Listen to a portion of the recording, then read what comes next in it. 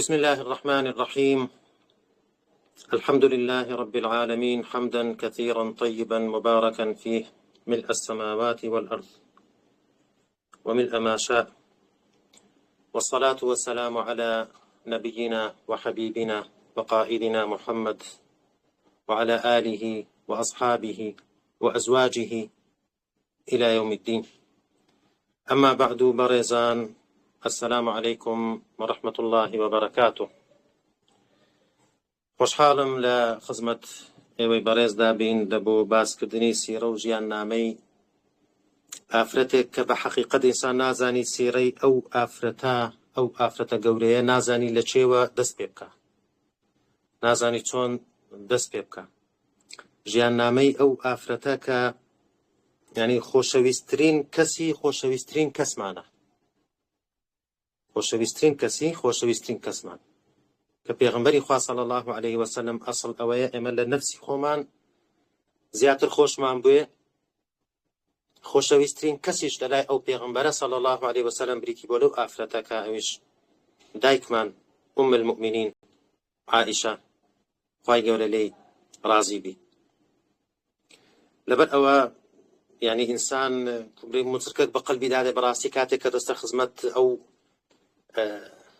ئافرەتە، کاتێک سیرە و ژیان نامەی دەخینیتەوە، کاتێک کە مامۆستایەتی و قودوایەتی ئەو ئافرەتە لە بۆ هەموو ئومەت قەرداری ئەو ئافرەتەن کە زۆر لە ئەحادیث و سنەتی پێغەمبەری صلی الله علیه وسلم لە بۆ ئێمە گواستیتەوە. ئینشاء الله محاورە دەکەین لەو خلالی ئەو دوو سیمینارە، ئەوەندەی کە پێمان بکرێ، ئەوەندەی کە لە تواناماندا هەبی ئینشاء الله شتێک تقدیم بکەین ناسینەچی ئەگەر کەمیش بی لە بۆ دایکمان عائیشە خوای گەورە لێی ڕازی بی. سەرەتا طبعا ناوی ئەو دیارە عائیشە کچی گەورەترین پیاو لە دوای پێغەمبەری خوا صلی الله علیه وسلم لەو ئومەتە، بەڵکو یعنی زۆر لە عولەما دەڵێن گەورەترین پیاو لە هەموو ئومەتان لە دوای پێغەمبەران گەورەترین پیاو لە تاریخی ئیسلام، ئەو ئیسلامی کە لە ئادەمەوە عەلەیهی سەلام دەستی پێ کردێ کە ئەویش ئەبوو بەکرە خوا لێی ڕازی بی. ئەبوو بەکر طبعا ناوی عەبدوڵڵایە کە بن ئەبی قوحافە، ئەبوو قوحافەش ناوی عوثمانە، واتە باپیری عائیشە ناوی عوثمانە، عوثمان بن عامر بن عەمر بن کەعب بن سەعد بن تەیم بن مڕە یاوەتە لە مڕەوە دەگەنەوە یەکتر لەگەڵ نسبي پیغمبر صلى الله عليه وسلم. مر بن كعب بن لؤي بن فهر بن مالك بن كنانة، ككنانة أو قريشة طبعا أو بناوي قريش ناوي دركردية كواتا لبابي لقوريان عائشة خوالي رازبي أبو بكر خوالي رازبي لقل پیغمبر خواه عليه الصلاة والسلام دقنوا يكتري. عائشة عندك يعني ناو كما باسكر كنية والقاب وشتي مثلا كنية بانكرا ئەگەرچی منداڵیشی نەبووە بەڵام بانکرایە بە دایکی عەبدوڵڵا، بە ئوم عەبدیلا. پێغەمبەر صلی الله علیه وسلم بە ئوم عەبدیلا بانجی کردێ. وەکو لە حەدیثێکدا یعنی عائیشە خۆی دەجێڕیتەوە دەڵێ کە پرسیاری لە پێغەمبەری خوا کرد صلی الله علیه وسلم، دەڵێ کە هەموو هاوڕێیەکانم هەموو ئومەهات المؤمنین کونیەیان هەیە بە دایکی فلان بانگ دەکرێن، دەڵێ ئەمن چم هەبی؟ دەڵێ قال فەکتەنی بابنکی عەبدیلا، يعني ابن أختها، يعني عبد الله كوري زبير كذا كوري شيء كوري أسمائي خشتي عائشة ضلي كن يكتب أو بيتن دايتشي عبد الله. لقب كاني أو نازناواني كبي مشهور بعائشة طبعا أم المؤمنين أو ديارك همو دايكاني إيمان داران همو خزانة كاني بيغمبر صلى الله عليه وسلم، وأزواجه أمهاتهم، أزواجي پیغمبر صلى الله عليه وسلم هموی با أمهاتی مسلمانان ناسراون. يكلو لقبانا حبيبة رسول الله، خوشويستي پیغمبري خواه صلى الله عليه وسلم. حتى رواياتك هي ضل يعني أنس خوالي رازبي نازم مداي صحتي رواياتك زور لم نكوليتو بلان باز دو دكا يكم خوشويستي لإسلام دا أو خوشويستي بوكا لنيوان پیغمبري خواه صلى الله عليه وسلم لنيواني عائشة داهبو حتى بيشي زواجش كا باشان باز دكين لفضائلي عائشة يعني ملائكة هاتي بيشاني دا رسمي عائشة بيشان دا لا خوني دا ديتيتي لبر أو ناسرا وبحبيبة رسول الله خوشويستي بيغمبري خوا صلى الله عليه وسلم وكو أو حديثش عمري كوري عاص خوالي رازي بدا جريتو ضل برسيارم كلا بيغمبري خوا أي بيغمبري خوا تشي خوشويسترين كسل لايتو وتي عائشة تي باشان تشي باوشي باشان تشي عمر دريت سن كسا تشي جمار در الآخري وازم هنا لبرسيار كردنو كوم آخري كان كواتا خوشويسترين كس بجوري أو حديث لا بيغمبري خوا صلى الله عليه وسلم عائشة باشان باوشي عائشة كا أبو بكر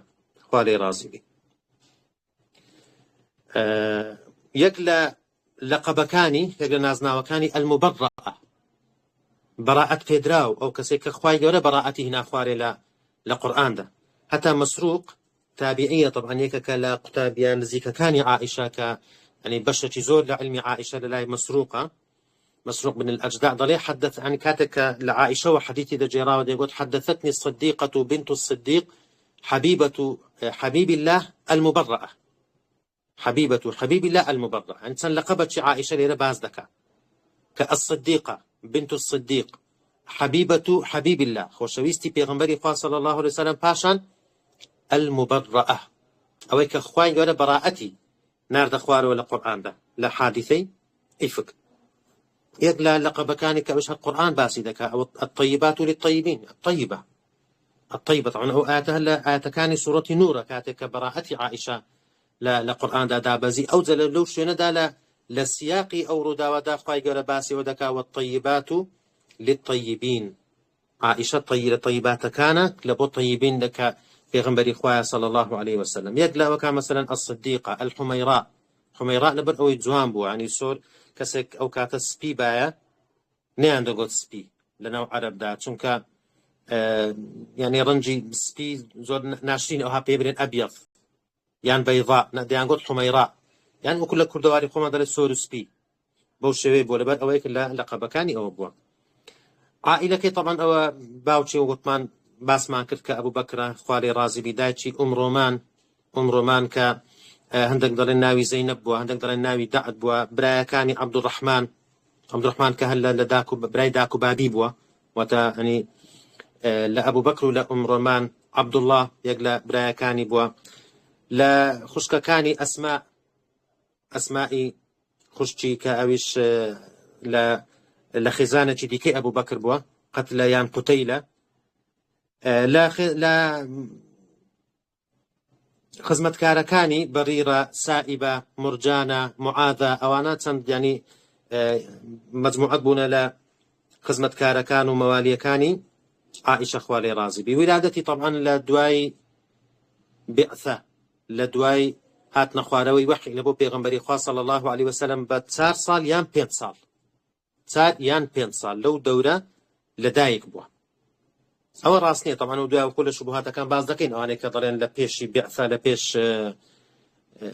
هات نخواروي وحي لدايك بوا راسني نخير لدواي بعثة لدواي هات نخواروي وحي عائشة لدايك بوا هرخوي لحديثك دار دفرمي لم أعقل أبوي إلا وهما يدينان الدين طريقا لك من تيجيش مزاني مداك وباب هلا سعودي نبونا طبعا كل أوائل كان هردوش يعني حتى دايتشي أم روماني شيكك بولا أوائلي أوانيك مسلمان بونو استزابيان هبو لبو بيغمبري خواه صلى الله عليه وسلم هندق لوشتاني مثلا يقلو حديثاني يعني عائشة باز لمن دالي خوي دكا كببيري ديتوا كبلغي لسر قوتي حافظي يادقي يعني ذاكري زود بقوت بواشتي لبير ما أو حديثك طبعا البخاري دهاتي كذا فرمي لقد أنزل على محمد صلى الله عليه وسلم بمكة وإني لجارية ألعب بل الساعة موعدهم والساعة أدهى وأمر وتسورتي قمر ظلمن جارية كافر كتشي قتكبهم لما كذا لبير ما كأو آتا بسر بيغمبري خوادا عليه الصلاة والسلام هات خواروا بيواندي عائشة لقل باوشي يعني هندك نمونة هندك روايات لسر أو بيواندي خوشويستيك لبيني أو كتباوكا قوري دا هبوا خواي قرليان رازي بي مثلا لكاتي وفاتي أبو بكر دا كاتك أبو بكر خواري رازي بي وفاة دكا وكل لم وطئ إمام مالك هاتي كتر لما حضرته الوفاة قال والله يا بني سن بخوائك تكم ما من الناس أحب إلي غنى بعدي منك حزناكم كزل باشا من أوندي قطو أوندم يعني بهم خوشكاتو دولمند بي هد بي بارت هبي ولا أعز علي فقرا منك بقت كسيان وكو أويتو بهم ناخوجني كاتو فقير بي نبوبي فأنا هو باسك لباسي ميراتا حديثة دور دريجة كباز دو دكا كتسي مايو وصيت دكاتن ك ميراتا كانت چۆن دابەش بکرێ لەوێ یعنی دەربڕینی خۆشەویستی خۆیتی ئەبوو بەکر خوا لێ ڕازی بی ئەو پەیوەندیە تایبەتەی و ئەو مەکانەتە تایبەتەی کە عائیشە هەی بۆ لەلای باوچی لەگەڵ ئەوەشدا طبعا لەگەڵ ئەو خۆشەویستیە کە ئەبوو بەکر هەی بۆ لە بۆ باوچی و ئەو خۆشەویستیە کە عائیشەش هەی بۆ لە بۆ ئەبوو بەکر لە بۆ کچی و عائیشە لە بۆ باوچی مثلا هندك حالة هبوا يعني حتى أبو بكر كاتك عائشة تلاقي بيغمري خاص صلى الله عليه وسلم كبيت خزاني أو بلام أبو بكر هندك حالة هبوا تدخلي كرديا وكو تربية دانك برورد كردنك كاتك هستي كرديا هندك غلطي كرديا يعني هندك موقفي هبوا ك بيوا بناري كبران برب بيغمري خاص صلى الله عليه وسلم مثلا يقلو حديثانك كأنس خالي رازي بدي جريته ودركاتك كبيغمبر صلى الله عليه وسلم سڕیها ئافرەتێکی دەبوو ئەو نوع ئافرەتێکەوە لە لای دابووە ئافرەتەکانی دیکەش هەموو دەچون لە ماڵی ئەو ئافرەتە کۆ دەبوونەوە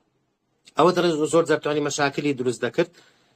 فكن يجتمعن كل ليلة في بيت التي يأتيها فكان في بيت عائشة فجاءت زينب فمد يده إليها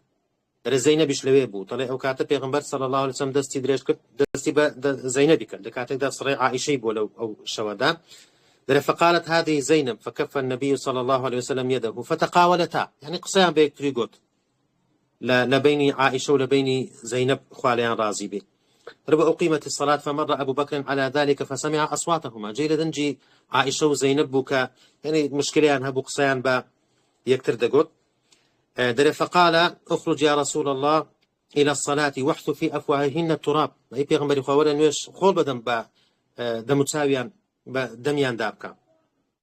فخرج النبي صلى الله عليه وسلم فقالت عائشة سيري يعني ترسي عائشة لبابي ليرى أوما بيضرب بزانا باب يعني كتس تسند أو احترامه حتى يعني ترسي هي قيش تحدي ترز لبابي خوي الآن يقضي النبي صلى الله عليه وسلم صلاته فيجيء أبو بكر فيفعل بي ويفعل ضل استكى بيغمبر صلى الله عليه وسلم يجاكي تواقع أبو بكر دي أخوة دزاني تسملي دكا وادكا عائشة ترسي هي لا أبو بكر بابي فلما قضى النبي صلى الله عليه وسلم صلاته أتاها أبو بكر فقال لها قولا شديدا وقال أتصنعين هذا أبو بكر زور قصيت يقول بعائشة كو قصيت اشتوادكي كل بردن بيغمبر دا صلى الله عليه وسلم دنقد برز دكي شر دكي لقل زينب لا مثلا لا رداوة ديكا هر عائشة خوي يعني دا جيرتو ودري لا يكلا غزوة كان دا كعائشة جاء أبو بكر رضي الله عنه ورسول الله صلى الله عليه وسلم واضع رأسه على فخذي پیغمبر خدا صلى الله عليه وسلم سريلا سراني من دانا فقال حبست رسول الله صلى الله عليه وسلم والناس لو كاتخنا وكيتشي لي بزرد بي داودك كلبوي ببينه بقرن بدواي داخل جيش كشهمو دمينينه حتى لو كاتد طبعا آويشيان نيا لشوينك دانك آويان نية يعني حتى ناتوان دسنويش بشون وليس على ماء فعاتبني وجعل يطعن بيدي في خاصرة الليلة دا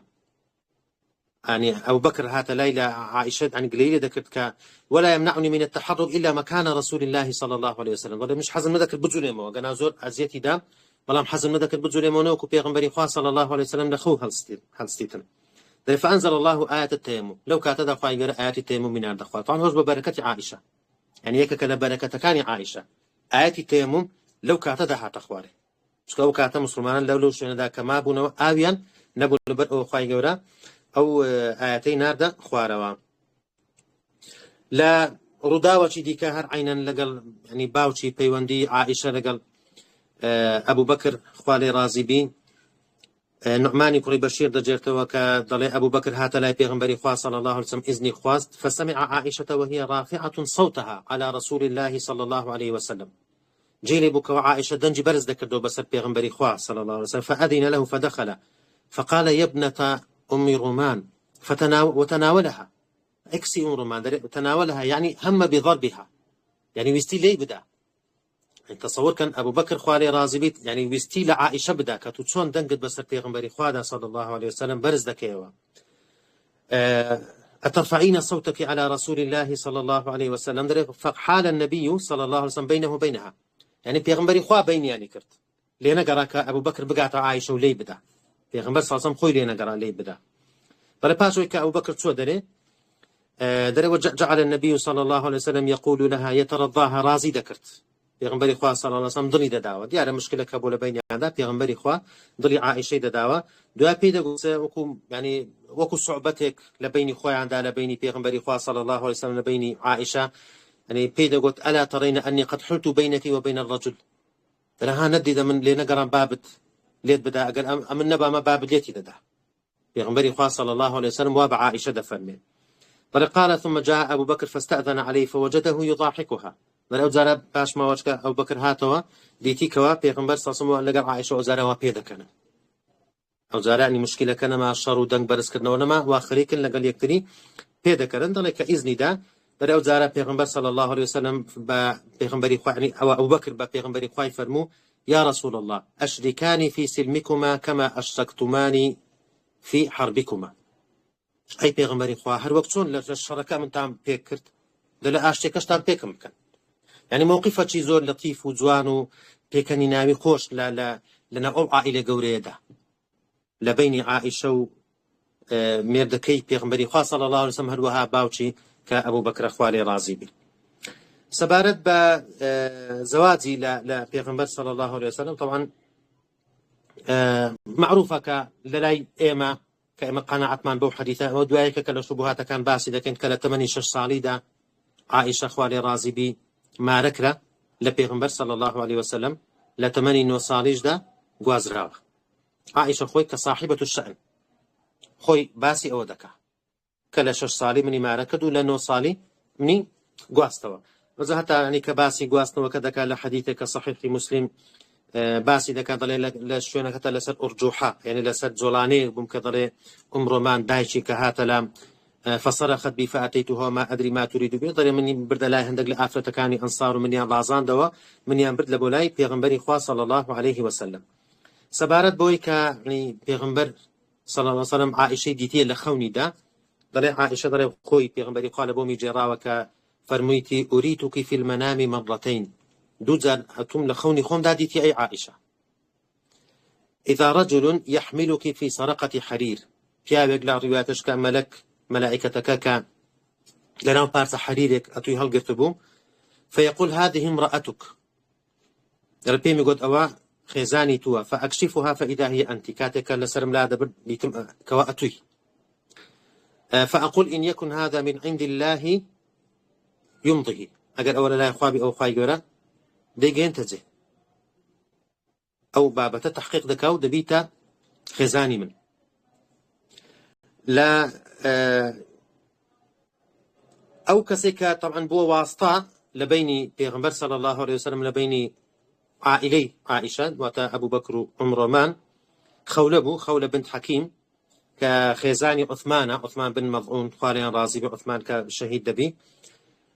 ديت لا بيغمبري خوا صلى الله عليه وسلم بيد عليك أي بيغمبري خواتو بتماني جنبيني طبعا الأول باش وفاتي خديجة خوالي رازي بي دري بتماني جنبيني أو دري باب تمام بلام دري قالت إن شئت بكرا وإن شئت ثيبا كس آفرتي شي بكر كتبي يان بي وجنبي مطلقة بي أويش دري قال فمن البكر بكر كتشي اكتكا قالت ابنة أحب خلق الله عز وجل إليك كتي خوشويسترين كس للاي تو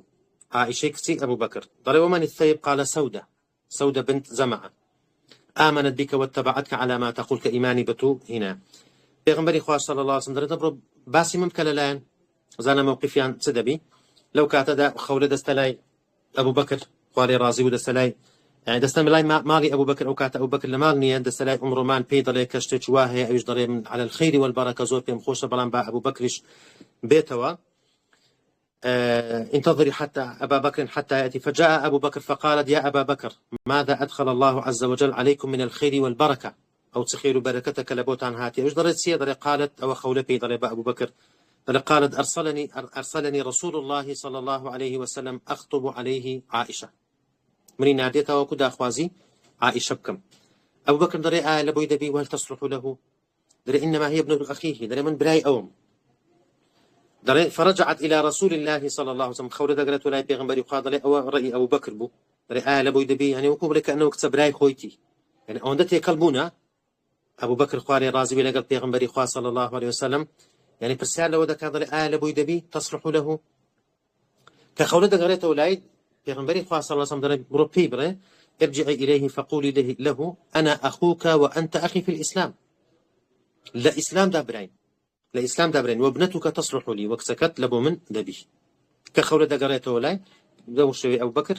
راسي دبي طبعا حتى أو كاتب بيش أواني داخوازيش دي كشي كرابو جبير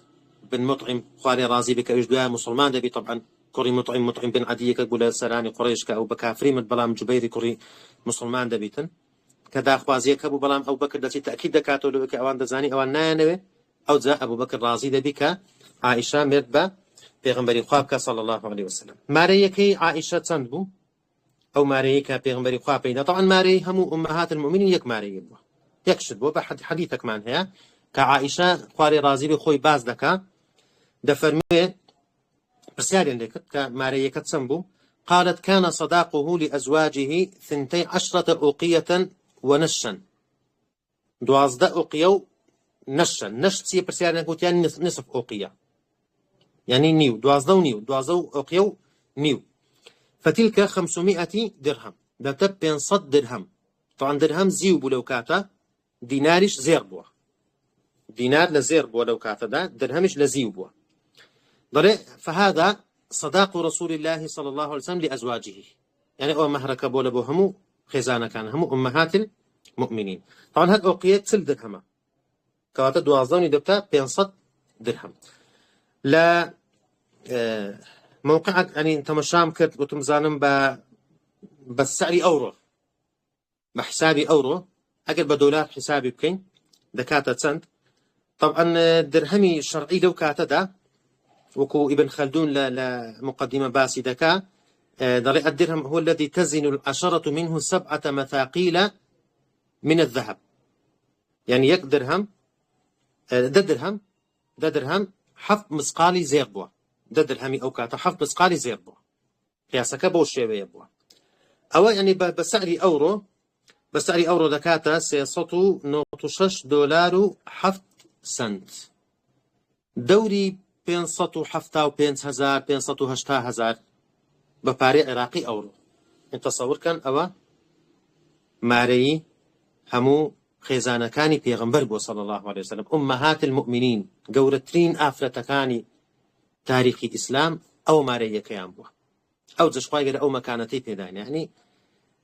مسألة ماري براستي أو درسك يعني دبي ليلة لأمهات المؤمنين وربجري آفرتاني أو رومان خشكاني أو رومان براسي دبي درسي ليور بقرن نادن هيك ور نقرن نا هبي ماري شتي زور طبيعي هبي بلام مبالغة كردن لماري يعني مرزنية كسك مبالغة كل ماري أو إلا أو قدروا ريزو هاي أو آفرة لماري كذا بدر بكويتر أو بنسبة أو بابتها طبعا عائشة هشت صاروا بينز ماغ لا بيغمبري خوا صلى الله عليه وسلم ما وكاتك بيغمبري خوا وفاتك 8 عائشة هجد صال طبعا هاني كاستا أو شبه دورجين درن وانية ضلن أصلا ل8 هجد صالي مردي بيكرديا غوازرايتو نخير أصلا لهجد صالي بيغمبري خوا صلى الله عليه وسلم وفاتي كرت عائشة 8 هجد صال بكا بيغمبري خوا وفاتي كرت هندك شتيكا كعلاقي با يعني أو بيونديك لنيوان عائشة بيغمبري خوادا عليه الصلاة والسلام هبوا مثلا عائشة يكك بولو يعني توقت كبو 80 نو سال طبعا قتسكيا حتى لعابوش تواي هبوا كجميع بيكرديا حتى لقل خوي برديتي لبو لاي بيغمبري خوا صلى الله عليه وسلم مثلا نويت زولانا كباس ما كره وكاتك دايتشي بانجي دكا كحاضري دكا لبو بيغمبري خوا لست زولانا بو يعني مثلا لحديثك كصحيح بخارية ولكن كنت ألعب بالبنات عند النبي صلى الله عليه وسلم بنات مبسني بوكلا بوشي بوشكوكا ضلي قمم بيذكرت وكان لي صواحب يلعبن معي حتى هاوري كانشي دهاتن قميانا قال ذكرت يعني أولا لاي بيغمبري خواد أبو عليه الصلاة والسلام قميبا بوكو أشتانا كرديا زور زار أو هندك كسبا وكو أود باز دكاتن يعني كل إثارة عاطفة رئة كتك أوها يعني ببوك لو أنا جميع بدك زور من دال بوتشون دبي بيغمبري خوا صلى الله عليه وسلم من دالتي أوها بخوازي وبيقوازي كوا نخشتشي طبيعية أصلا إيسا أورو هيتمان حالتي ومن هي والله أفرد هي كتسيا كلية تواكدية 20 ساڵە 25 ساڵە بوو کە لەو هەم ورچە و دوو بە گەورەکان و ئەوشتانیان هەیە لەمان شتێکی طبیعیە ینی ئافرەت بە فیترەتی خۆی حەزی لەو بابەتە هەیە ئەگەر گچکەش نەبی زۆر جار کە گەورەش دەبیتن ئەو بابەتانە هەر وجودی هەیە لەلای ئافرەتان دەڵێ فكان رسول الله صلى الله عليه وسلم إذا دخل يتقمعن منه دەترسان دەڕۆیشتن دەڵێ فيسربون دەیگەڕانەوە دەیگۆ نەورن گەمەی لەگەڵ بکەن يعني پێغەمبەری خوا صلى الله عليه وسلم ڕێگای بە عائشە دەدا ئەو حەزەی منداڵی کەوا هەیەی لەگەڵ هاوڕێیەکانی خۆیدا جێبەجێ بکە هەتا لە ڕوایەتش کە هاتیە دەڵێ کە ئەسپەکی هەبووە ئەسپەکە باڵی هەبووە عائشە خۆی دەجێتەوە دەڵێ باڵی هەبووە دەڵێ پێغەمبەری خوا صلی الله علیه و سلم کە دەیبینی پێدەکەنی دەڵێ ئەسپێک باڵی هەبی دەڵێ ئەویش دەڵێ ینی عائشە پێی دەڵێ ئەدی ئەسپەکەی سلەیمان عەلەیهی السەلام ئەویش باڵی نەبووە دەڵێ پێغەمبەری خوا صلی الله علیه و سلم پێی کەنێت ئەو نیشانەی ذەکائی وەزیرەتی و ئیطلاع و شارەزایی عائشەیە خوا لێ ڕازی بی ئەو ماڵی کە عائشە لێی ژیا خانوەکەی ئەگەر ڕاست بی پێ بڵێن خانوو بە حەقیقەت یعنی ئەگەر ڕاست بی ئەگەر ئەو وەسفا بەسەریدا جێبەجێ بیتن بڵێن خانوو ماڵەکەی شوێنی نیشتە جێبوونی ئەو شوێنێک کە عائشە تێیدا نیشتە جێبوو ئەو 8 ساڵ و 5 مانگە لە خزمەت پێغەمبەری خوادا بوو عەلەیهی السەلاة وەسسەلام عائشە یعنی حەدیثێک هەیە کە لە طبقاتی ابن سعد باز دەکا وەکو بڵێ لێی وەردەگیرێ کە غرفەکەی عائشە حوجرەکەی ژوورەکەی عائشە چەند بووە دەڵێ ما زلت أضع خماري وأتفضل في ثيابي في بيتي دەڵێ يعني خمار لەچکەکەی خۆم لەسرم لا دەبرد يعني جلشي اعتياديم لەبەردەکردنەوە ئەو جلکەکەم پێی دەچمە دەرێ دەڵێ حتى دفن عمر تا ئەو کاتەی عومەری کوڕی خەتاب خوا لێ ڕازی بی لە حوجرەکەدا نێژرا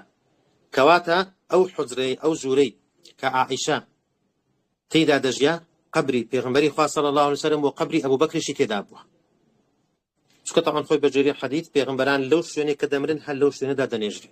پێغەمبەری خوا صلی الله عليه وسلم لە حوجرەی عائشە وفاتی کرد لەوێ نێژرا دوای ئەوەش ئەبوو بەکر لەوێ نێژرا دوای ئەوە عومەری کوڕی خەتاب خوا لێ ڕازی بی ئیزنی خواز لە عائشە ئەگەر ڕێگا دەدەی من لە حوجرەکە بنێژرێم طبعا عائشە لەو کاتە دەڵێشت ئەو پێشەوەی شەهید بی ئەو کاتی کە طعن کرا ئیمامی عومەر عائشە دەڵێ ئەو شوێنم لە بۆ خۆم دانابوو بەڵام وەڵڵاهی ئەو ڕۆ دەیدەمە ئیمامی عومەر نەدەم عومەر داوای کرد دەڵێ بەوی دەبەخشم دەڵێ کاتێک کە قبری عومەر لە حوجرەکەدا نێژرا دەڵێ ئەو کاتە دەڵێ وەی لە هات یعنی خیمارەکەم نەمدەتانی لەسرم بکەمەوە جلشی پۆشتەم لەبەر دەکرد یعنی تەسەوور کەن ئەوە شەرم و حەیای عائشەیە خوا لێ ڕازی بی ئەوە ئەخلاقە بەرزەکەی عائشەیە مردیە عومەر لەبەر ئەوەی عومەر یعنی غەریبە بووە بێگانە بوو بەنسبەت ئەوەی کە مردی و بابی بووە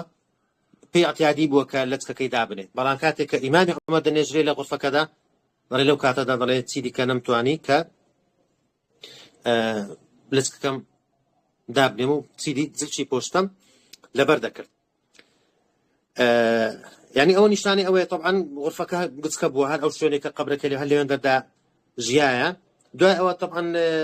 دیوارێک دروست دەکا لە پاش ئەوە دیوارێک دروست دەکا دەڵێ فلم أزل متحفظة في ثيابي خۆم دەپاراس لە جلوبەرگم لەبەر ئیمامی عومەر کە قەبرەکەی لێوێ بوو دەڵێ حتى بنيت بيني وبين القبور جدارا دەڵێ تا دیوارێکم دروست کرد ئەو سێ قەبرە جیابوونەوە فتفضلت بعته دەڵێ ئەو کاتە دوای ئەوە اعتیادی بەجلک و بەرجی اعتیادی ناو ماڵ ئافرەت کە لە ماڵدا بەچ دەگەڕێت دەڵێ بەو جلکانە منیش دەگەڕام لا حديثة ديك حسني بصري رحمة خوالي سربي تابعين ري كنت أدخل بيوت أزواج النبي صلى الله عليه وسلم في خلافة عثمان بن عفان فأتناول سقفها بيدي حسني بصري وكاتك تكبوا درجور ذاك ثم ناو مالكان وجوركاني أمهات المؤمنين ضرب بدستم يعني دستم دقيش سقفي يعني تصورك طبعا السقف كشي لتبوها هذا دلا بلشي دار خل ما وشتانا بوا جريد النخل لقرب ديار كاني السقف كشي لجريد النخل أو بابتانا دروس كلا تردستن دقيش السقف كأون نوي بوا يعني كواتا جورة زور متواضع جورة زور متواضع قد كهل لو عليه صار متر ببينز متر شتشي أو هالو بابتا يعني سيبت صار متر شتشي لو بابتا بوا براستي يعني أو مالي عائشة بوا أو خانويك عائشة خوالي رازي بتيدا جياء حتى أني باسي أثاث كي مثلا عندك حديث مانيك أو أثاثي كتيدا أبوا عائشة دجاكم كان فراش رسول الله صلى الله عليه وسلم من أدم وحشوه من ليف بيستبوا البيستي حيواني وحشو من ليف ويعني صوف وأشتاني تيدا أبوا حتى لحديثك ذاك عائشة خوي دجرتوا ضلي ويستم زيجاش كنرمتر لبو بيغمبري خواه صلى الله عليه وسلم دابنه أو زيجاي كالسري دانوز در زور رقبوا فأردت أن أجعل له فراشا آخر ليكون أوطأ لرسول الله صلى الله عليه وسلم فجاء فقال ما هذا يا عائشة فقلت رأيت فراشك رثا غليظا درديتم كون بو رقبو أزيتي ذا فأردت أن يكون هذا أوطأ لك فقال أخريه عني دوري كولم أي عائشة والله لا أقعد عليه حتى ترفعيه والله لسريدانا نشو تصور كان أو زهدي بيغمبري خواه صلى الله عليه وسلم طبعا بيغمبري خواه فقير نبوه بەڵێ دەتوانین بڵێ سەرەتای دەعوە ئافەقی بوو بەڵام پاشان کە ئەنی خەدیجەی هینا پاشان کە چۆ مەدینە پارەی هەبووە بەڵام زوهدی هەبووە ئەو پارەی کە هاتە بەردەستی هەمووی کردیتە خێر هەمووی کردیتە سەدەقا لەبەر ئەو دەڵێ وەڵاهی لەسەری دانانیشم دەرێ فەرەفەعت الأعلى الذي صنع دەرێ ئەو جێگایە کە دروستم کرد بوو لام برد مەسەلەن باسی خواردنیان عروە کە پرسیاری لێ دەکا عروەی کوڕی زوبەیر دكا كوري خشتي أويش ما كان يعيشكم بس دجيان أي بلا خالة طبعا بلشي بوا قالت الأسودان التمر والماء خرماو أو حبوا دوانا دجيان يقلا دس كاني ترك لعائشة ورد جيري أويش أويك عائشة خوالي رازي بي خود زوان كردن خو رازان نوي هبوا لبو بيغمبر صلى الله عليه وسلم كأو دبي همو آفرتك براستي أو شتي هبي عائشة أو درس خيري همو آفرتان وخشكاني مسلمان دكا ضلي دخل علي رسول الله صلى الله عليه وسلم لسنن أبو داود حديثك هات يدري فرأى في يدي فتخات من ورق عن مستلي ديت زيولا لدستم دا فقال ما هذا يا عائشة أوتي أي عائشة فقلت صنعتهن أتزين لك يا رسول الله خوم درستم كرديتاوكو خوم برازين مولبوتو أي بيغمبري خواه صلى الله عليه وسلم قال أتؤدين زكاتهن زكاة كيد دي قال قلت لا أو ما شاء الله قال هو حسبك من النار بس بدبات أجر زكاة كيد ندي شو زيوبوا طبعا هندق لواني كدلين يعني تكون مذهبي مشافعي حلي مباح أو كأفرد لبريد كذا الزكاة تدانية والله هندق رأي مذاهبي ديك هي كدلين أوشر زكاة تدا مثلا يقول دليل كان أو حديثه كدبي زكاتي ليبدا زامو بس تكمل رأيك عائشة أو خمي هبوا كخوي لبو بياوكي خوي كبيغمبري خويا صلى الله عليه وسلم برازينيتو أو درسة جوري براسي أو أفرتاني أو دبي لي وربقر يعني حتى قصية هيك لطبقات ابن سعد باسي دكا كنصيحتي هندك أوانيك أو أفرتاني ذكر كدهاتنا لاي ليك لو أنا بيك عن ضلي إن كان لك زوج فاستطعت أن تنزعي مقلتيك فتصنعيهما أحسن مما هي فافعليه دري ما كتبوا أقد تواني تساوى كانت دربيني بجوان ترداي بنيوا دري وابكا يعني تصور كأن أقصى جوانا أقصى بقوتها يعني بس تكوي بحتى بيد دكري خود برازينو خود جوان بك لبو بياوكي خود لبو ميردكي خود جلوبرجي عائشة حديثة هي عائشة كلا صحيح بخاري هاتيا ما كان لإحدانا إلا ثوب واحد يكزل بربانها يكزل مانها بكلا برمان ذكرت هري كلا إيما لأمهات المؤمنين تحيض فيه فإذا أصابه شيء من دم قالت بريقها فقصعته بظفرها أنا كاتك توشي سوري ما كان هذا مثلا قبل شخينة شبيه باب يعني باللكاي وخومان باب منينوك خاين ما ذكرته كوات تنهايك زلشي هبوة عائشة أم المؤمنين تنهايك زلشي هبوة يعني باسي ودكا كدرع شي هبو درع ما بسي أو تساكتت شي بو كالسر ولا بري كرديا وقد كان لي منهن درع على عهد رسول الله صلى الله عليه وسلم فما كانت امرأة تقين بالمدينة كدرازندرا ولا بو ميردكي خوي إلا أرسل دي تستعيره باستعارة وريان ذكرت أفرتكاني أو كاتا وريان ذكرت يكلا لو حديثاني كعين باسي أو علاقيك لبين بيغمبري خواه صلى الله عليه وسلم وعائشة دا هبوا يعني أوش درسة ديكي براسي لبو أفرتاني أوروكا أوش باريس جاري كردن لا لم يدكي خوتو لجياني جنو مرداتي حديثك هيك عين البخاري دا هاتيا عروة جريتو عين ضرع عائشة خوالي رازي بيدلي يعني أفلح هاتلام أفلح تشيا أخو أبي القعيس أبو القعيس كبراي شيري يعني مامي شيري عائشة بوا مامي شيري نعدكا بابي شيري عائشة بوا خزانكي أبو القعيس شيري دايت عائشة بلا أزبراي أفلح كذا كان مامي شيري بوا مامي بولا شير طبعا يحرم من الرضاع ما يحرم من النسب أو حديثة يعني هجتك كبا نسب حرام نسب حرام بي برضاعش بهمان شوا براي شيري عينا ليك حرام دب مامي شيري أو أنا همو أزدري أو أفلح هذا كاتا مامي شيري بوا ضريكاتك باجو حجاب هات أخواره وطبعا حجاب يعني لدراك نابي كس بيان بيني أمهات المؤمنين ببيني ضل أفلح هات لاي يعني براي أبو القعيس كبابي شيري بوا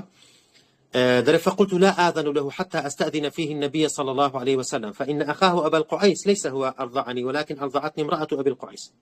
طيب من إذني من هذا متى إذن يعني لبيغمبري خوان خوازم إذني لي وربقم زانم بيغمبري خوان صلى الله عليه وسلم غير دا أو بيا وبيتا مالي من كذا كمام للشير يانا يعني زانا أمانتي يعني أو مسؤوليتي كعائشة بارزقاري كردن لبيت الزوجية ضلي فدخل عليه النبي صلى الله عليه وسلم كذا لبوم جراوة حالة كم لبو جراوة ضلي بيغمبري خواش صلى الله عليه وسلم بيفرمو إذني له فإنه عمك تربت يمينك ريت يبدأ ما أمتع تربت يمينه دست بخوربي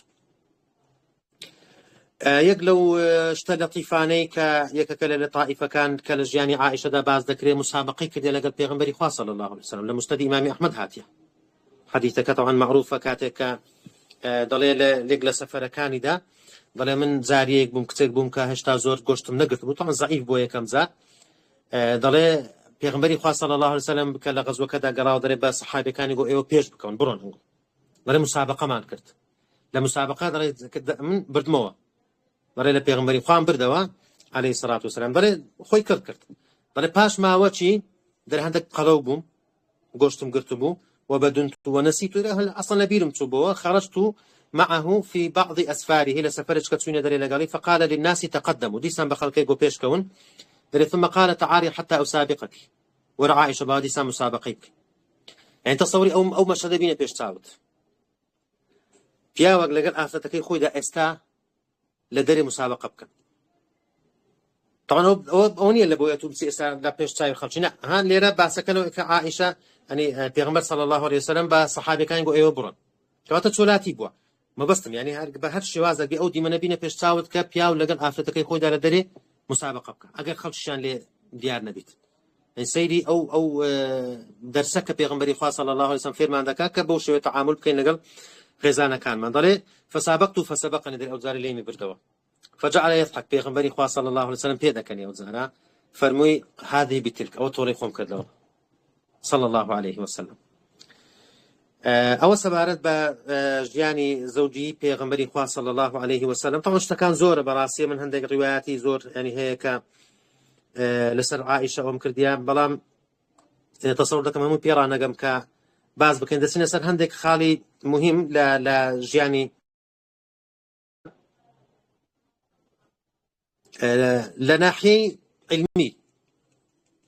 لناحية علمي يعني حزدكم هندك شت باسكم ك عفوا زاري بيش أو عبادتي عائشة يعني هندك حديث عبادته وزهدي وهندك لا فضائل كان عائشة أوش باز بكين مثلا سبارت بعبادتي عائشة حديثك ابن أبي دنيا دجيريتوا لقاسم قاسم بن محمد بن أبي بكر وتبرازي عائشة كنت غدوت يوما فإذا عائشة قائمة تسبح يعني تصلي نجي ذكر وتبكي دقريا وتقرأ فمن الله علينا ووقانا عذاب السموم أو آتي دخين دوك خواهي قرم نتي بسر ما كردو إمي باراز لآقري جهنم وتدعو هد دعاي ذكر وتبكي وترددها دقريا وحد دباري ذكر أو آتي دبارة ذكر دو دەڵێ مش هەر لەگەر یعنی نوێژم دەکرد دەڵێ حتى مللت القيام دەڵێم بێزارم ئەو هەر بە پێی ڕاوەستا هەر ئەو دوعای دەکرد هەر ئەو ئاەتەی دووبارە دەکرد و دوعای دەکرد و دەگریان فذهبت إلى السوق لحاجتي درت ثم بازار إيشم هبو ثم رجعت فإذا هي قائمة كما هي هل لزي خوي راوستابو هر راوستابو تصلي وتبكي نواجي دكد ودقريها يعني أول بلقيق لسر عبادتي عائشة زهدي عائشة مثلا هل سبارت بعبادتي هتا لبروجي بوندري يعني لو شتانك عائشة زور أنزامي دا خوالي رازي بي يعني لسكاتي سفريش ده هر بروجي ده بروجي سنتش يعني حتى قاسم دا جرتو دا قد رأيت عائشة تصوم في السفر حتى أذلقها السموم دا زور يعني ضعيف بو يعني بيتاقد بو دائما بروجي دا بولا سفريش ده نيدش كان روجي كي سبارت بزهدي عائشة للدنيا طبعا يعني حتى أو عطية يعني أو بخشينيك دراهم كسر لو كاتدا لسردمي إمام عمر وعائشة لهميان زياتر باري لبودهات لسردمي معاوية دا مثلا معاوية باري لبودنات عبد الله كر الزبير أو كاتب كلمة يعني حاكم باري لبودنات بلام أو باراني همو دبخشيو همو دبخشي مثلا يقلو حادثانك عروة جريتوا ضلي فما كانت عائشة تستجد ثوبا حتى ترقع ثوبها وتنكسه ضلي حتى ذل كي خوبين ذكر قال ولقد جاءها يوما من عند معاوية 80,000 80,000 درهم لبوها فما أمسى عندها درهم حسي لا نماو قال لها جارية وجارية كيف يقول فهل اشتريت لنا منه لحما بدرهم بدرهمك علق هذا قوش اللي ما بكري با لو ذكرتني لفعلته أجب بين مدبهنا بو وم ذكرت 80,000 درهم هل همي أو كاتا دكات خير أو الزهد الدنيا نويستي عائشة بو خوالي رازي بي سبارت بمكانتي علمي عائشة طبعا لفضائل كان بيجو تنسى مكانة علمك هندق لو حديثانيك لسر عائشة هات يا أخوالي رازي بفضائل كان مثلا فضل عائشة على النساء كفضل الثريد على سائر الطعام بيغنبر صلى الله عليه وسلم دفرمين ك يعني فضل تاكي قوري عائشة لسر همو آفرتاني تروكو أويك ثريد طبعا وكو تشريبي استاء خواردنك بو أوكات زور حزيان ليبو وكو أو فضلي أو تاكي أو خوشيك ثريد هيتي لسر همو خواردنا كاني تر كواتا أوا يعني هيك كلا فضائل عائشة كبيغمبر صلى الله عليه وسلم بو شوية باسي دكا يكلا فضائل كانت طبعا وك باس ما كان خوش يعني خوش ويسترين كسب ولا لا بيغمبر إخوة صلى الله عليه وسلم حتى يعني أو الصحابة يعني كمثلا يعني حيوانك جوشتشيان شتشيان خوارنشيان ده هنا لبو بيغمبر إخوة صلى الله عليه وسلم تمشان دك بزانن تروجك روجي عائشة لو كاتدا خوارنكيان يعني جوشتكيان ده هنا لبو بيغمبر إخوة صلى الله عليه وسلم يكلو حديثانا مثلا يعني جبريل عليه السلام ديتا لاي بيغمبري خاصة صلى الله عليه وسلم سلامي ليدك ضري السلام لعائشة بك حتى يعني لحديث كذا حديثك يعني لمسلم بخاري ومسلم متفق عليه هي ضري يا عائش طبعا نابي كرت كراوية نابي كرت كراوية يعني اسم الدلع أو روك يعني اللي بعربي كيف يدوت نازي دايت عائشة بيغمبر صلى الله عليه وسلم بيقول يا عائش هذا جبريل يقرئك السلام أو جبريل هاتي السلام ديدك فقلت وعليه السلام ورحمة الله وبركاته ترى ما لا رأيت ديبين من نايبين سلامي جواب دعوة تريد رسول الله صلى الله عليه وسلم طبعا حتى يعني يقلا الروايات كباس ما كان يعني جبريل لا بارتس أو رسمي عائشة ديني تنكضل أو دبيتا خزانته فضائل كان طبعا يقزار زورن سبارت بمكانتي علمي طبعا ما مستاي بشيء زور للصحابة وبشيء يقزار زور للتابعين ما مستاي أمك بوا براستي أو مكانة علميك وعائشة هي بوا مكانتك يعني بلو باتي زور تايبت بوا مثلا يقلو أقوالانيك أبو موسى أشعري خوالي رازي بي دليت لترمذي هاتية دلي ما أشكل علينا أصحاب رسول الله صلى الله عليه وسلم حديث قط فسألنا عائشة إلا وجدنا عندها منه علما حشتك ليه عاصيدة بنيمة نما دزاني كبرسيال من لعائشة ذاك إلا هجوابي دايما إلا علم يشيل لا هبو مثلا أبو سلمة بن عبد الرحمن كتابعية أو يجيك تقول طلبة كان عائشة ضري ما رأيت أحدا أعلم بسنن رسول الله صلى الله عليه وسلم كسم ندي تشارزات بلا سنة كان في غنبري إخوة ولا أفقه في رأي تيجيشن للرأي حتى رأي وقياس وبابتي عقلي لو نشر شارزابوا في رأي إن احتاج إليه ولا أعلم بآية فيما نزلت كسبك أو شارزات النبو لآياتك لشي دابزيا سبب نزول آياتك ولا فريضة ميرات حتى دابش كني ميرات من عائشة كسم نديتيا لعائشة شارزات بلو بابتانا. عروة دريت تركتها يعني عائشة قبل أن تموت ب3 سنين. لما كلم لي رويشتم يعني بيش سيصال بيش وفاة بك وما رأيت أحدا كسم نديتيا أعلم بكتاب الله ولا بسنة عن رسول الله صلى الله عليه وسلم كسم شارزات بلا قرآن لا سنة بيغمبري ولا بشعر حتى شعر حتى للشعر دا أو ده شارزاب عائشة حتى لرواياتك خباسي أو ده كذا اللي بيد هذا لام 1000 بيت من بوجود عائشة خوي أو ده الشعر لبربوه ولا فريضة ميلاد من عائشة رضي الله عنها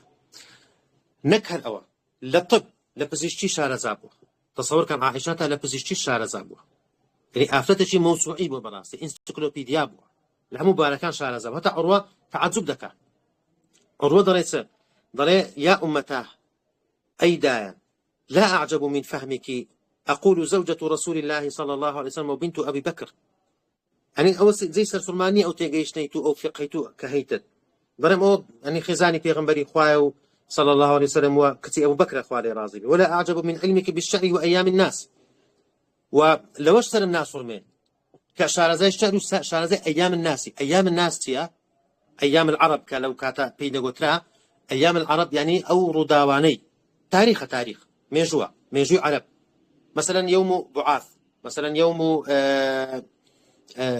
أو كلا بين داحس وغبراء يوم داحس والغبراء أو شرانك رد لبين عرب طبعا أبو بكر شواري رازي بلوشتان زور شارع زابوه للشعر ولا نسبوا أنا عائشة دري يعني دزان متوكسي عائشة كتي يعني عفوا كتي أبو بكر تو عائشة كتي أبو بكر لوش غريبني كشارع زابي وكان أعلم الناس أو من أعلم الناس ولكن أعجب من علمك بالطب كيف هو بران بيمسيلك كشارع زي طبي بزيشتي ومن أين هو قال فضربت على منكبه دسلس الشاهد وقالت أي عرية بتكراوي عروية إن رسول الله صلى الله عليه وسلم كان يسقم عند آخر عمره كذلك كان خوش دبو بيغمبري صلى الله عليه وسلم فكانت تقدم عليه وفود العرب من كل وجه وفتكان عرب دهات لهم لايك فتنعت له الأنعات يعني حركة دو أوشت باشا أو علاز باشا أو جيا باشا أو كاتا نوع درمانا نهبوا وكنت أعالجها له فمن ثم درب مش بوشت أنا فيربو يعني لرواياتك كذا ضلي كنت أمرض درب يعني بخوم كان خوش دبو فينعت لي الشيء ويمرض المريض يعني خوشك يعني كدخوش دبو وصفي لبو دكان درب بواسطة أوشتانا فيري طبيش بو أسباب أو مكانة علميك وعائشة خوالي رازي بهيبوا طبعا زيلتي خوي براسي ولا فيش همشتك بوا يعني زيلتي وليهاتوي أو خبرة أو ذاكرة بقوتيك عائشة هيبوا أو بشك بولا لأسباب كاني أو مكانة علميك وهيبوا خالد وم بيجيشتني لمالي أبو بكر خوالي رازي أبو بكر خوي عالم بوا أعلم العرب بأنسابها شارزاتين عرب وبنسب كانيا لتصلك كانيا هر کەسێک دەتوانێت دەرەوە من کوڕی فلان دەگو فلانی کوڕی فلان لەو بابەتانە شارەزا بووە لە شعر شارەزا بووە لە ئەیام العرب شارەزا بووە کەواتە لەو ماڵە پەروەردە بووە.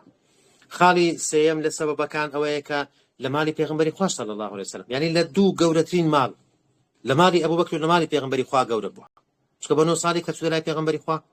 صلی الله عليه وسلم کەواتە پێغەمبەری خوا جارێکی دیکە پەروەردەی کردیتەوە. خالتي ديك عندك وحي طبعا لمالي أو حتى خواري حتى حديثة شيء بيغنبري خاص صلى الله عليه وسلم باز لو ذكاء كضليع هيت كاتق يعني وحي لبو منها تخواري اللي حافظ هيت آفتك نبي لناو زيجايز آفتك تنها عائشة نبي لناو زيجا عائشة دا وحي لبو هات تخواري يعني بوش يوش على زي هات تخواروي وحي بو يقل خالة كان كزور برسياري ذكرت بزور برسيار كنيش شارزات دكا مكانت علمي أو كسا برز مثلا يقلو حديثانك عائشة دجرت ضلي ابن أبي مليكة ضلي أن عائشة زوج النبي صلى الله عليه وسلم كانت لا تسمع شيئا لا تعرفه إلا راجعت فيه حتى تعرفه حشتك نزاني إلا برسياري ذكرت وأن النبي صلى الله عليه وسلم قال من حسب عذب هكذا حسابي محاسبة بكري عذاب ددري قالت عائشة ها برسالة في غمري خادك فقلت أوليس يقول الله تعالى فسوف يحاسب حسابا يسيرا حسابا شيء يسير كم قالت فقال إنما ذلك الأرض أو تنافي شانداني أعمال كان ولكن من نوقش الحساب عذب يعني مثلا برسال لموضوع ابن جدعان دك هذا كسيك ولا جاهلية كب إشي باشي كردي آية دستبهشتي أسودي بيدقيني أنا يجدر النخير روجك لرجال نيجو ربي اغفر لي خطيئتي يوم الدين يعني حتى لحالاتي أو كاتانك غيرها بولا بيغمبري خواه صلى الله عليه وسلم عائشة استغلالي أو فرصتي كديك برسالة بيغمبري خواه بك لبو شعر زابي مثلا يقلو شوانيك بيغمبري خواه ضل دستدر فغيرت عليه در غيرم لبو بيدابو ضل منيش كهاتو زاني أو حالتم لبو بيدابو ضل مالك يا عائشة أغيرتي غيرت بيدابو إيش ضريب مري وما لي لا يغار مثلي على مثلك شون غيرت لبونا كم يكتشوكم من لسر يكتشوكو تو ضل فقال رسول الله صلى الله عليه وسلم أقد جاءك شيطانك تهاتلات هل لو كاتك صدر أي بيغمبري أو معي شيطان ضل مش شيطان من لا لو كانت دل بيري ناسي برسالة بيغمبري خواه كان أبوي فير ببي ضل بالي هم كسر إن هم إنسان الشيطان اللي قال ده أي توش أي بيغمبري خواه ضل منيش ضل بلام ولكن الله أعانني عليه فأسلم بلام خواه قال مني يارمتي ده أو الشيطان من مسلمان بو تواتو هندن لأسباب كاني أو مكانة علميك وعائشة هيبو قرنترين مشهورترين طلبة كاني عائشة لتابعين بتايبتي فان صحابة زور إسفادة ليك دي بالتأكيد حتى لا هل سردمي يعني إمامي أبو عمر فتوى ده سردمي أبو بكر وعمر وعثمانش فتوى ده يعني خليتش فتوى دانش بو عائشة مذهبي فقهي هي يعني كتابك هي كتابك يعني فقه عائشة كوكرتوا حفصت لا بروشتك وابزان تنها فقه عائشة بكامل يعني آراء عائشة لسر همو بابة فقه كان قصي لسر كرديا مشروطين طلبة كان مثلا عروة كري زبير عروة نزيكترين كسبوا لعائشة شارزاترين كسبوا لعائشة لا أحاديث كاني عائشة مثلا قاسم بن محمد بن أبي بكر طبعا عروة كقبول فقهاء السبعة قاسم إيش يقرأ رأي كان إيش يقبول فقهاء السبعة مدينة حتى فقيه كي مدينة قاسم كري محمد كري أبو بكر كواتا برازاي مثلا مسروق بن الأجدع أو إمام قوريا كطبعا لكتب ستاني حديثي هي لا حتى لتابعة مخضرمة كان بو تابعية قوربوا لمخضرم بو يعني لا سردمي زاهلية وسردمي إسلامش ده جاء مثلا لآفتان عمرة بنت عبد الرحمن الأنصارية مولاي عائشة بوا كزور أحاديث عائشة جيرايتو معاذة يكتبوا لعين الله لو آفتاني كأحاديث عائشة زور جيرايتو خالد ديكا يعني بسري دابرين منهجي نقدي للا عائشة سبارت بحديث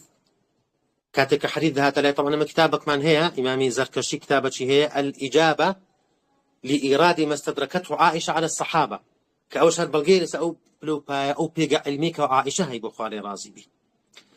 طبعا باسي رواياتان شي يقدر زور دكا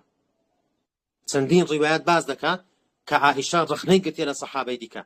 بيقولت أو حديثة بوش شوينية أتو تيجيشن لو حديثة بوش شوينية بوش شوية بيغنبري خاصة رسم واي نقولتيا معارضة حديثي كده بقرآن مثلا لحديثي إنك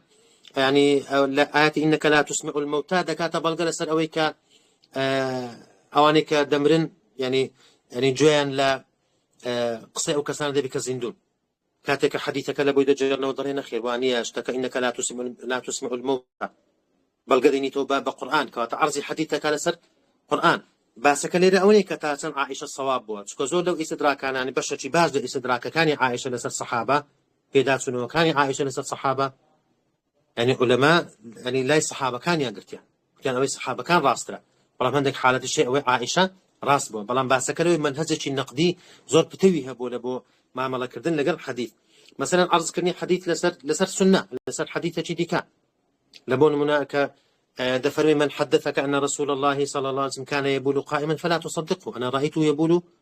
قاعدا هكذا بيت يقول كبيغمبري خواه صلى الله عليه وسلم ببيو يعني دول الرؤى بين ذكر ديا ضرباوري في مكان رمدي تم بدانشتن يعني قضايا حاجة يخوي مي ذكر ديا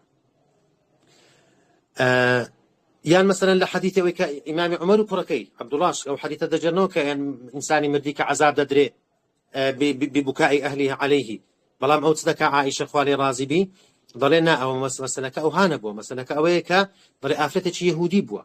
لو كاتدا ضل بيغمبري خاصة لازم كت جنازة كي بلا إدارة بون ضل استوان للسريدة دقرين آفتكش دبر أويك كافر بوا عذاب ددري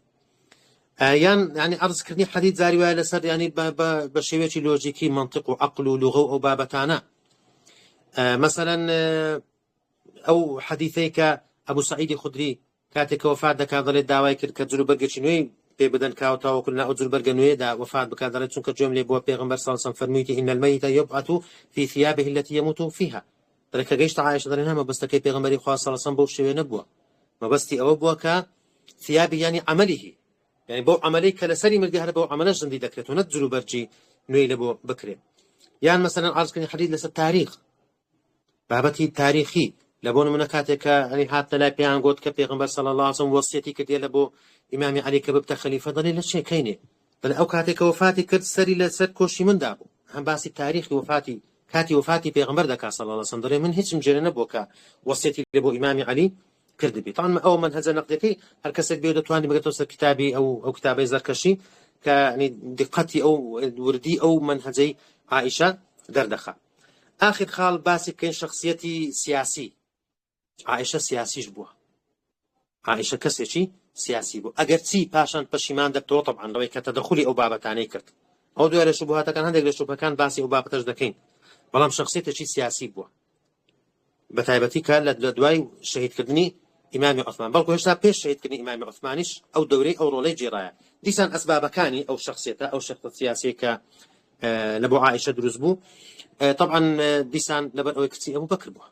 بالوردي دستي أبو بكر بو أبو بكرش يكاد بقول خوشويستين بيا وكان ناو عرب شعرزاب ولا لأيام العرب لا أنساب ولا الشعر لو بابتانا هروها يعني خزاني رئيسي دولة بو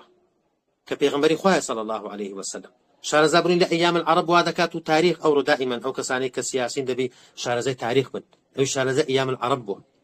أو رداواني كرويان دالنا عرب دا كواتا أو واي كرديكا لروي سياسية و رولي خوي هبي بتايبتي لسردمي إمام عثمان كلسردمي طبعا بتايبتي فترة دومي حكم إمام عثمان خوالي رازي بي كقلي دروز بو لسر إمام عثمان عندك شتيكر خلق دهاتنا لي عائشة ديان قوتو برو نصيحتي بك دوري ناصحي دديد ليران دوري آمرجاري كاريشي دديد كدت ولاي إمام عثمان نصيحتي ذكر أو قلي يعني كهبو خلق دي هنا لبو لو عندك تصرفات وهالسكوت كان إمام عثمان دي جيان ده عثمان لا مثلا لباش شهيد بوني طبعا يعني سركرداتي أو سبادك كدعوادك بكوجكاني إمام عثمان تسليم بكري كاتك لما كدا أو كاتا دقرت ودوي داخلي دست مدينة بلام طلحة وزبير نصحتي دا كان ضل متونا مدينة تونكا فتنة سكان همو لوينا جيش وسباتي قوريان هي باب سينا بصرة أو بدسنا بصرة طبعا ما بس كان شيء إصلاح بو نجم بس الشر نبو لقد إمامي علي حاشا أو كشيعة كان زور زر باسي دا كان باسا كان يعني أو يعني أو رولي جيران تواني تليدر خلقتي زور حتى يعني عندك باز دا كان كسي هزار كسي لقلبه سباكي عائشة خوالي رازي بسي هزار كذبو كاتك كتسوين بصرة ولي كوبينوا طبعا دستي بس البصرة داقرت دعوة كإمامي علي ديتو بيكدن كان لسر أويك اتفاق دا كان تاوكو بكوجا كاني إمامي عثمان خوالي رازي بتسليم بكن بلان دعاء أو بك فتنة دروز دا بلا سردمي مثلا إمامي لسردمي معاوية خوالي رازي بي أين بهمان شوا نصيحتي معاوية دكرت زور دار نصيحتي معاوية دكرت بلام لا سردمي معاوية يعني أو ريقاي هل نبجات كوكبري ياخيبون وسوبا دروز كان شكون لو باشيمان بو كاتي خوي لبردم إمامي علي لبرامبر بي أو حالة دروز بو لبر أو لسردمي إمامي لسردمي معاوية تنها نصيحته آموشگاري كردن قصي لقل معاوية دكتن رضاوة كيلوانا مثلا رضاوي شهيد كرني يقلو الصحابي أنا حتى شهيد كرني يعني كشتني محمدي كوري أبو بكر برايكي طبعا قلي لعائش لمعاوية دكاونامي لبو دنيري كواتا عائشة خوالي رازي بشخصيته شي سياسي شي هبو شخصيته شي قيادي قيادة بو براسي سركر دبوة كسندين بياو يعني لا عشرين مباشرة طلحو زبير خوالي رازي بي لو سبا لو جروب دابون كعائشة خوالي رازي بي سركر داياتي ذكرت أو سبارت بسيرة وبجيان نامي دايكمان عائشة خوالي رازي بي وزام دريجم كردوا أو كدمينيتو إن شاء الله هندق لو شبهاني كدور جندري لسبارت بعائشة بتايبتي لا يعني الشيعة طبعا لا الشيعة زور شبهات هيك دور جندري باس تكرير سر دايكمان عائشة وبتايبتي مسألة تمنكي كأواني أو روزور زار يعني إنكاري فالمدة كان زور أو بابا تباز دكان أو لا سيميناري دا هاتو سبي خواهي قولا عمر ما بدا إن شاء الله باسي أو بابا تانا دكي وسبحان ربك رب العزة عما يصفون وسلام على المرسلين والحمد لله رب العالمين.